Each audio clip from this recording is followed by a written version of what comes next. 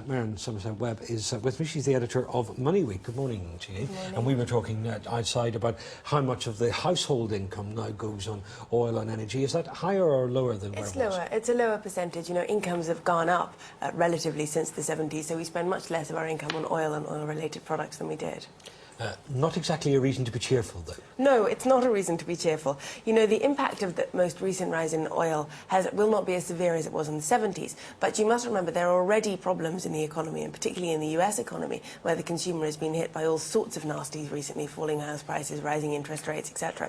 So this is a bit of a double whammy for them, and it certainly isn't going to help the situation in the US economy, and it doesn't help us much either. What impact does it have on the British economy here? We talk about the high price of oil and we automatically think of the cost of petrol at the pump, but it doesn't stop there. It spreads all the way through the economy. Oh, there's oil in everything. I mean, this is the thing that people tend to forget when they think about oil prices. They just think about petrol, but you have to remember there is an oil derivative of some kind in practically everything you touch. You know, plastics, clothes, toothpaste apparently has a trace of oil in it. You know, so the impact of rising oil prices goes through the entire economy and affects inflation. And the problem, of course, is that whilst we've seen oil prices go up and down over recent decades, because it's becoming harder and harder to find oil, it means the chance of finding cheap oil is diminishing. Yeah, there is very little cheap oil left. There haven't been a big oil find in a long time. Demand is going up very fast. Remember that the amount of oil used by China alone has doubled in the last decade and is going up 15% odd a year. So demand is rising very fast. That is probably not going to change,